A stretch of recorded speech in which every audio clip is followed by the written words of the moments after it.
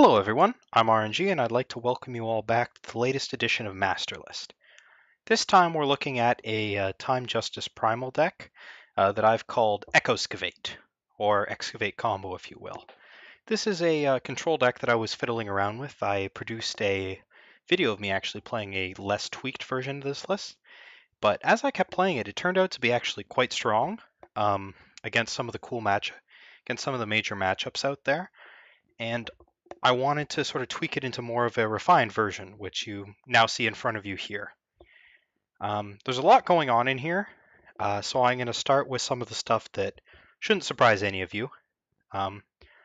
In modern Time Justice Primal Control, you're going to see a bunch of cards in all these decks. You're going to see stuff like Harsh Rule, you're going to see stuff like Lightning Storm, Desert Marshal, Vanquish, all that stuff is in there. So the basic removal options to keep you alive while you're doing your other stuff, all that's in there.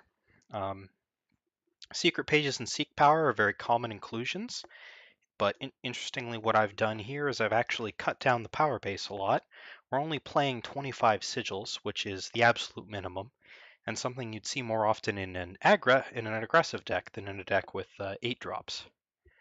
Now, because we're playing the 4 copies of both Seek Power and Secret Pages, we have the Sigil Search in order to maintain ourselves throughout the mid game, as well as card draw in the form of Wisdom of the Elders.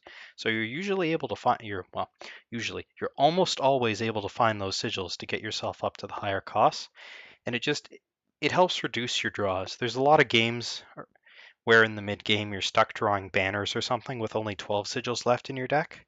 And it makes your draws a lot more live when there's only 10 sigils left in your deck instead of 12, 15, what have you. It increases your actual card count, which allows you to play a few more fringe cards, which this deck relies on. The core combo of this deck is Excavate plus Elysian Trailblazer. When you play Elysian Trailblazer and you hit an Excavate on top, the only way to guarantee the top card of your deck is with another Excavate, so it's sort of a 3-card combo.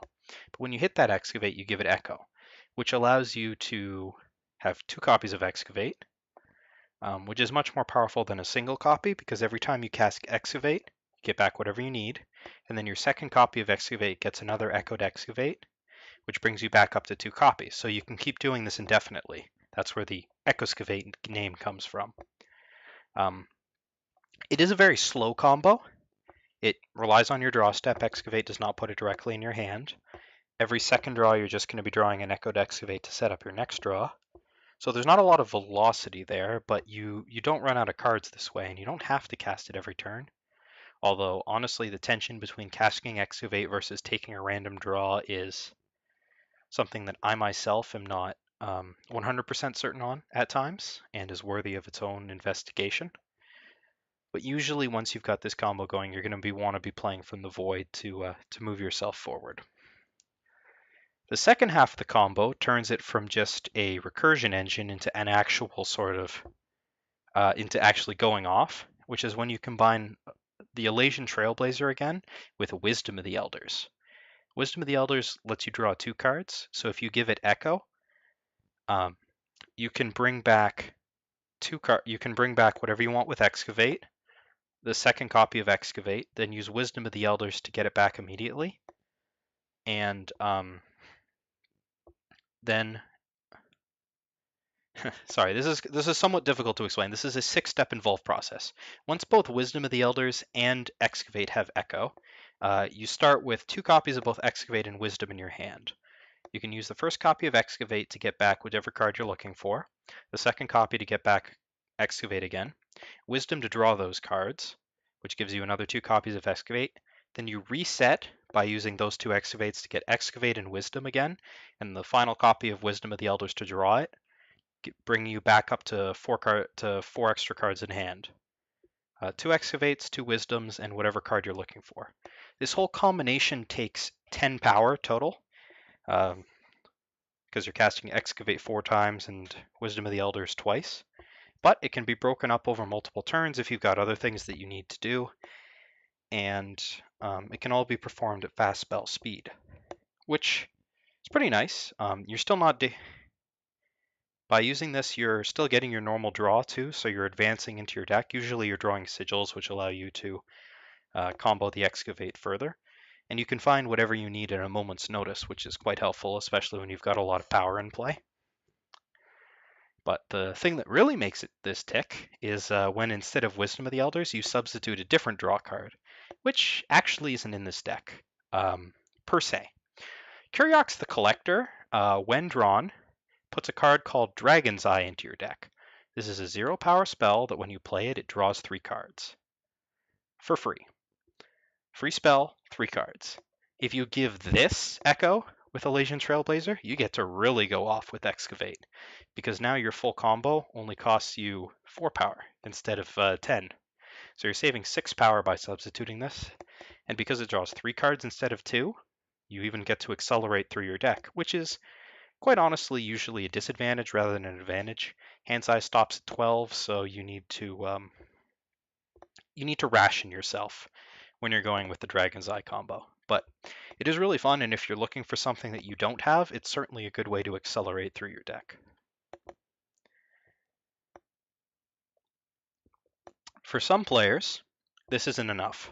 4 power is a lot, and there is the disadvantage that Dragon's Eye cannot be played at fast speed. It's just a regular spell, so you can only do it during your turn. Enter Eastwind Herald. Eastwind Herald reduces the cost of the top spell of your deck by 1.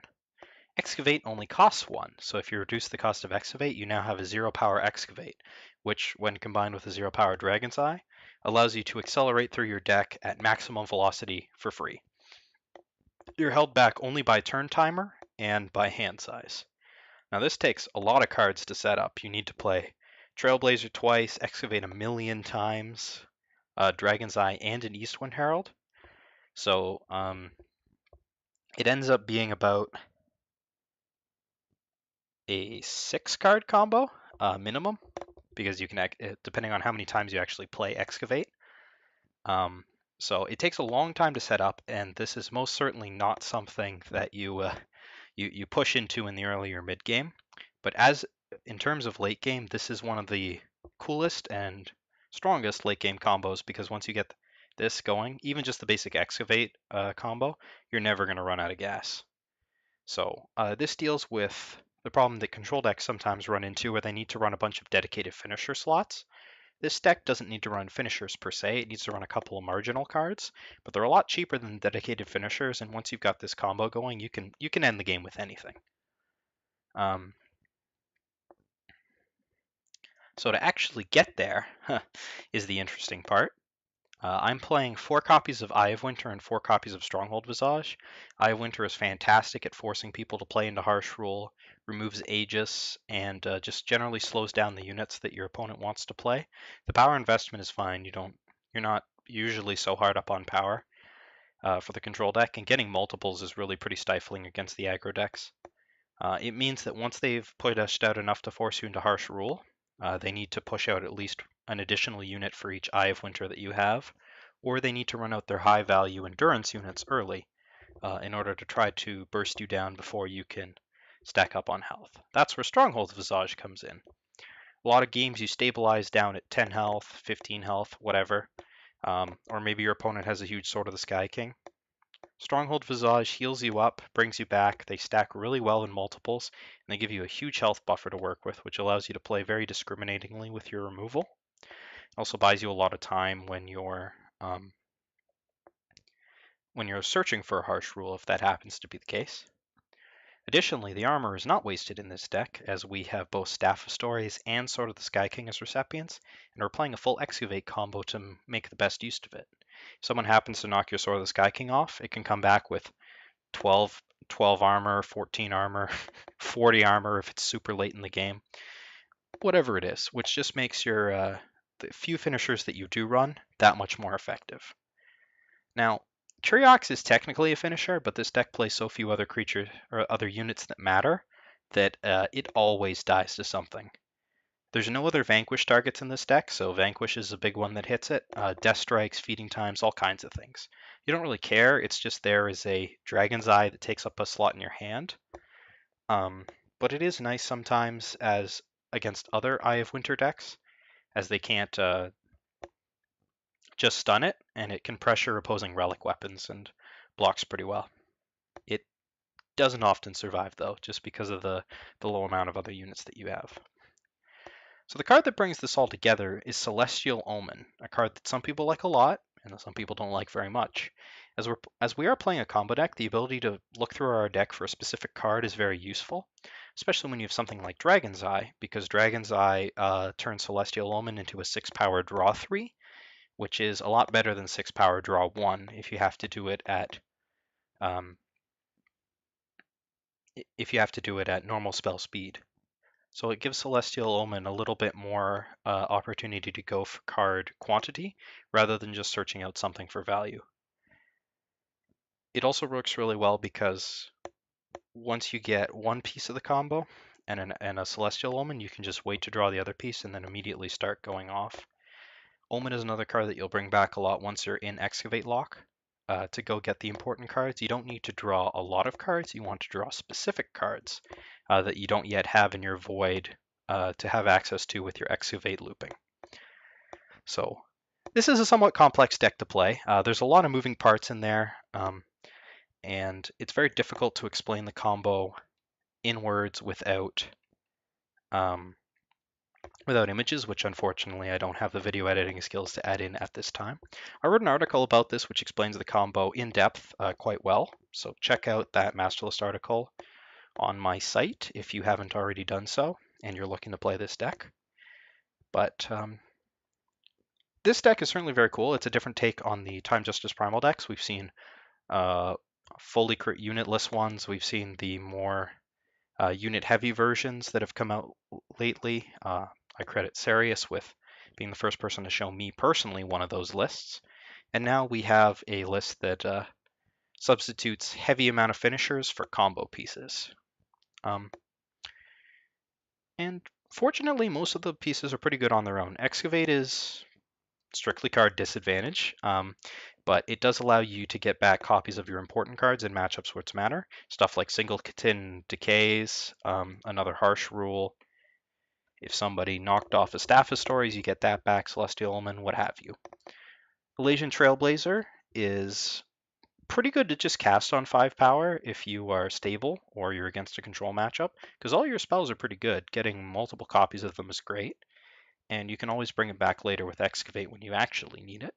Having 3 Excavates is good because you can fire them off without needing them, and you need one in the void anyways to set up the combo. So your first one's basically free. Your second one you generally want to start going, and your third one you definitely need to combo off if you're planning on doing so that game. The Eastwind Heralds aren't particularly good, but they do a couple. I'm testing them out. They're probably the weakest card in the deck, honestly. They do allow you to go fully off with Excavate or improve your Wisdom of the Elder costs as well. Zero cost Excavate is pretty nice. And they block okay against various 2/1s, which unfortunately they're popular in decks where you'd rather have Lightning Storm against. But it does an okay job of standing in front of relic weapons, and it's not the worst card. It's cheap enough that you don't really mind its impact, but it's certainly low impact. It would be the first card to cut if you're looking for something like more Lightning Storms or maybe another Staff of Stories or Decay or Vanquish or something. Overall, it's an interesting deck. It's certainly a different take on Time Justice Primal, which is something of a stagnated archetype at the moment. Involves a lot of thinking and careful planning, and a lot of the time you don't actually get to execute, because your opponents will just concede to an Excavate lock. But once you do, you get to have a whole lot of fun and basically do whatever you want once you're fully stable. So I advise you guys all to check it out if you're into this sort of thing. If you like the Excavate prison decks, control decks, or just sort of crazy combo decks, this is certainly a cool deck to check out, and it's been good enough to keep me in top 10 master despite my best attempts at falling below that. So this has been another edition of Masterless. I hope you've enjoyed this video series, and I hope I can get another one out there a little bit quicker next time. Until next time.